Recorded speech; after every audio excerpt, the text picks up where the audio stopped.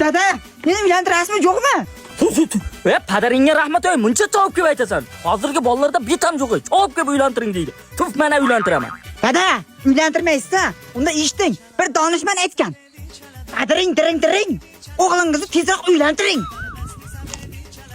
Donishmand aytgan? Qaysi donishmand aytgan, ha? Odam uylanish uchun borku, qo'ldan bir ish kelish kerak. Mas'uliyat bo'lish kerak. Seni qo'lingdan hech narsa kelmaydi. Ey dada, o'zi qanaqa mas'uliyat kerak? Qo'yingizni boqsam, yerlaringizni chopsam, yana nima qilishim kerak? Bola, uylanishga qiziqma. Uylanishning mas'uliyati katta. Xotiningni boqishing kerak uylanganingdan keyin. Bog'alasanmi? Qo'lingdan bir ish kelmaydi. Tayinli ishing yo'q. Dada, yista qo'ydi boqib yurgan odam. Bitta xotinni boqa olmaymanmi, dada? Bu xotin bog'ish, qo'y bog'ish emas senga. Qo'yda o'zini qo'yib yuborsan, qonni to'yib kelar. Xotin jotib jeydi, bog'alasanmi?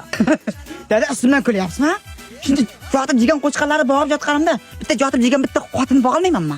Tuzuq bu hali gapga tushunmaysan. Xon, nalg'on bilan so'lama. Dada, donishmandning gapini esdan chiqarmang. Padaring diring.